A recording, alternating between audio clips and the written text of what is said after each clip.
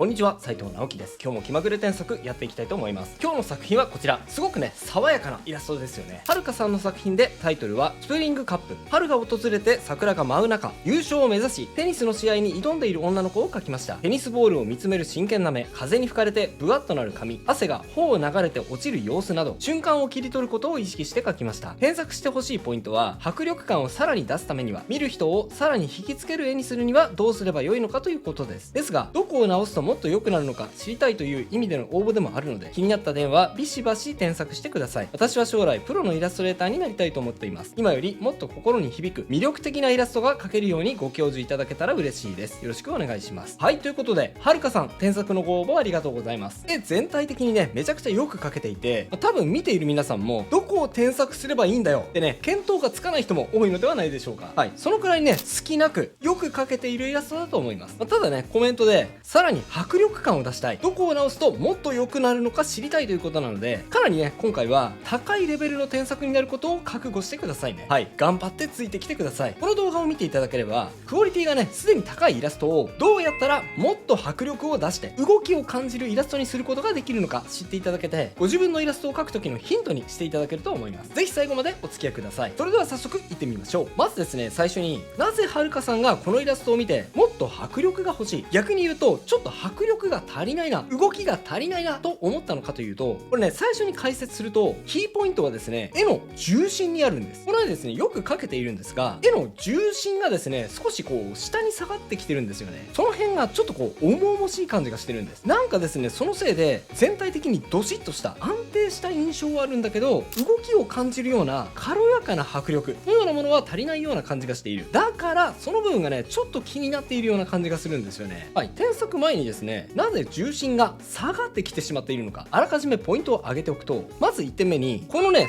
スカートですね。このですね、紺色のスカートが画面の一番下にドシーッとですね、こう鎮座してしまっているので、重い色が下にあって画面がね、少しこう重たくなっているのを感じます。それが一つ。そしてそれに加えて背景もです。背景もですね、背景のこの辺の地面と、あとこの壁もですね、この辺からここがですね、結構こう比較的濃い色なんですが、これも相まって重心がさらに下に下がっているのが一つで、あとはポージングです。これはですね、結構微妙なんですが、腕がですね、結構下の方に下がっているので、このせいで動きがある瞬間を切り取ったわけではなくて、逆にね、こう安定したポーズの印象になっているような、なんかそんな感じがしました。どの瞬間を切り取るかについては、多分ね、こだわりがあるのかもしれないので、絶対にこうした方がいいというわけではないんですが、僕なりにね、こうした方が動きを感じられるというバージョンを提示してみますので、参考にしてみてくださいね。では最初のポイント、スカートがね、画面下にドンと鎮座している問題ですが、これはね、簡単です。こうします。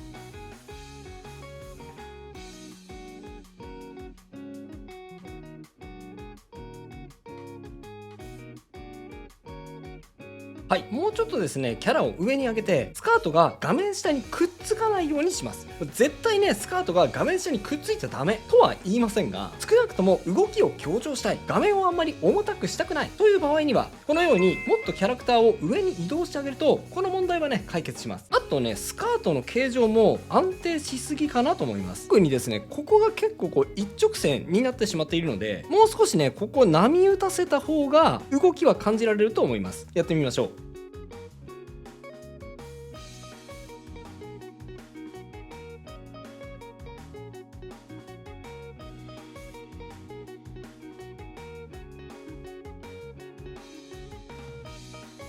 はい、こんな感じ。結構ね、自分ではやったつもりでも、実際はもっと大げさにやってあげないと効果が感じられないっていうこともあるんですよね。これですね、結構不思議なんですが、こうやって添削を受けている本人が高確率で思っていることがあります。それは、例えば今スカートをもっと波打たせた方が動きが出るよと言われた時、そう意識して書いたんだけど、なんでできていないみたいな感じで言うのでね、本人思ってること結構あると思います。これね、多分結構あるあるだと思うんですが、これね、違うんです。できてはいるんですよ。でももまだもっと上があるって言ってます。はるかさんはですね、スカートはためかせという呪文は使えているんですが、その呪文の強化がまだできていない状態なんです。もっともっと強化すると、スカートはためかせレベル2、スカートはためかせレベル3みたいに、その系統の強化魔法が使えるようになるので、もっとね、そこ強化してくださいねって言ってるんですよ。例えばドラクエに例えるとね、はるかさんはメラは使えてるんだけど、もっと上のメラミメラゾーマはまだ使えない、そういうイメージだと思ってください。さあ、じゃあメラをメラミにするにはどうすればいいのか。それはですね、陰影も結構大事です。押します。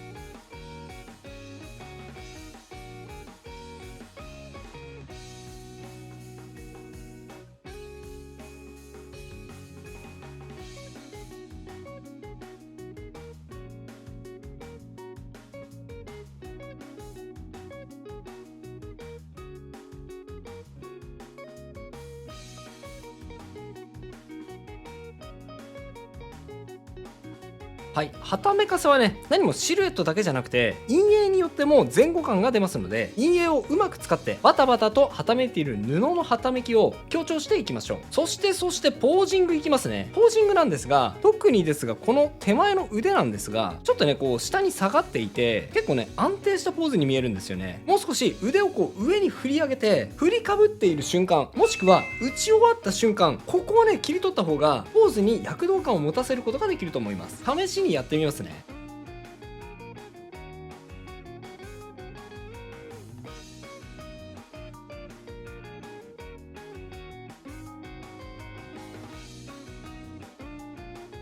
ちょっとね無理やり腕だけを変更したので、まだ違和感結構ありますね。自然に見せるためにもう少しいろいろな箇所を調整しなければいけません。こんな風にねポーズを変更して一番違和感が出やすいのは肩ですね。この肩の高さを変えることで動きが少し自然になると思います。調整してみましょう。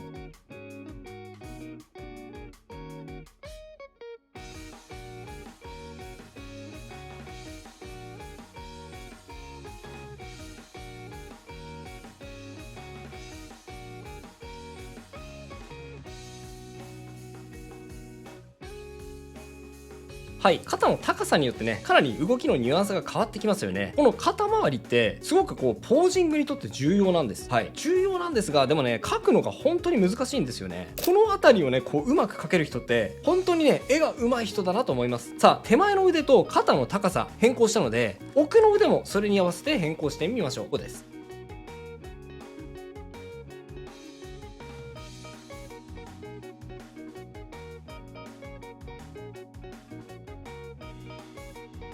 ちょっとねこうラケットの持ち方が僕はあんまりテニスに明るくないので、もしね変だったらテニスに詳しい方がいたらね、変な部分指摘していただけるといいかもしれません。この後ねこの手の部分もちゃんと書いていきますね。はい、でですね、ちょっと体にひねりが加わったので胴体も若干調整していきます。そもそもねここぶった切れてしまっているので、つなげて書いていきますね。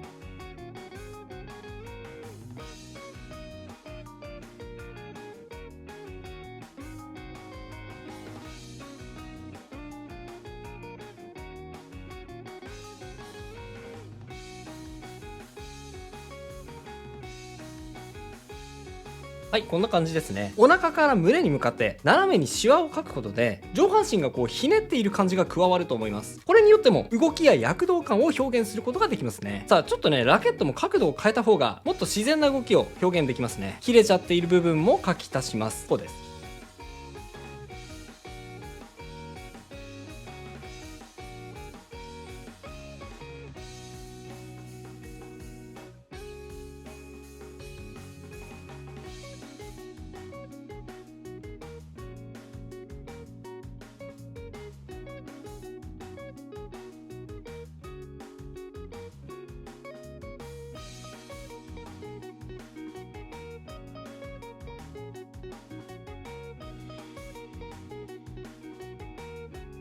はい、すっごく細かいことなんですが、このねラケットのこの網網、これねガットっていうらしいんですが、このガットを黒で描くのかそれとも白で描くかによっても軽やかさがね若干変わってくると思います。特に今回のイラストは背景がねこうしっかり描いてあって、なおかつこのガットがある部分の背景が青なので、ガットをですねこういう風に白で描いてあげた方が光に反射して光っているように描けるので、軽やかな動きを強調することができると思います。黒で描くとねどうしても重くなりがちなんですよね。さあ、細かい部分調整してみますね。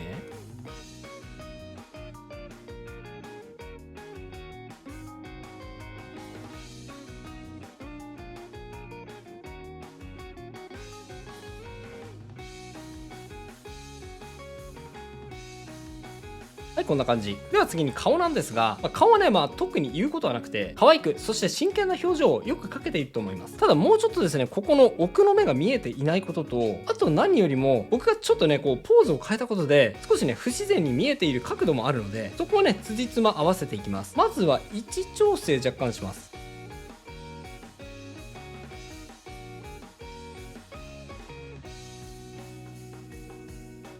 はい、ちょっとね、顔の位置をずらしました。あと、ポーズを変えたことで、若干ですけど、見上げ構図気味になりましたので、帽子のね、この見えている角度、ここもね、調整します。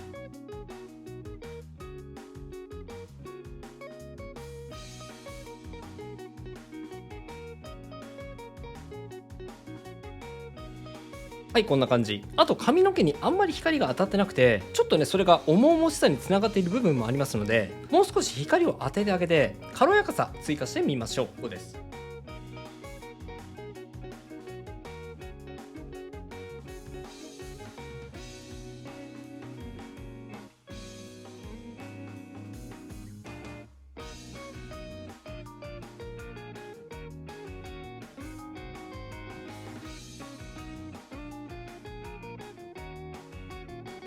はい、こんな感じ。さらにさっきも言った奥の目が見えていない問題ですね。これね、すごく狭い面積なんですが、こういう細かい部分が違和感につながったりするので、ちゃんとね、描いてあげるのも重要だったりします。描いてみましょう。えい。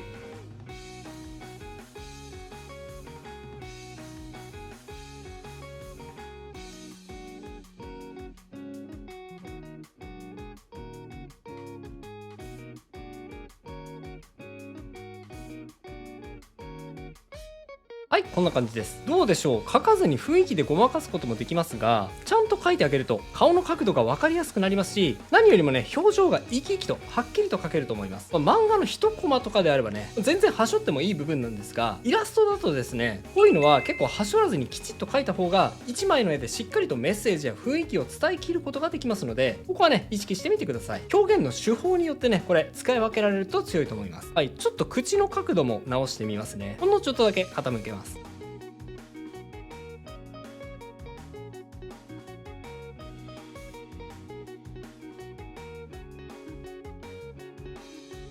はい、そしたら最後の仕上げです。背景についてですね、背景はですね、さっきも言ったように、この右下の色が若干重たいので、重心がね、下に下がっているように思います。ここをですね、若干明るく持ち上げるだけで、雰囲気がですね、軽やかになると思います。やってみましょう。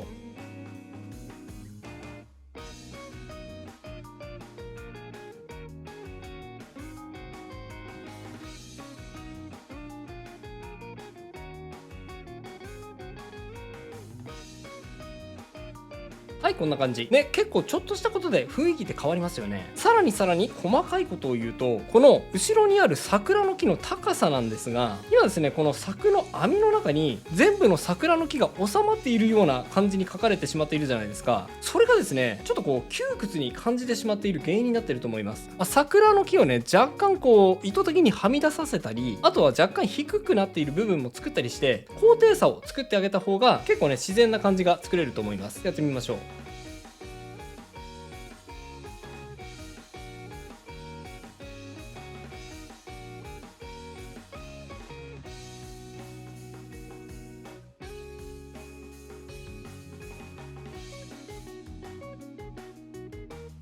あとさっきも言ったように、ところどころね、この後ろの網を緑じゃなくて白で描くことでも部分的に光を反射して、ちょっとね、こうたわんでいるような網を表現することもできると思います。はい、最後ちょっと消えてしまった桜の花びら、花吹雪をね、描き足して終了です。やってみます。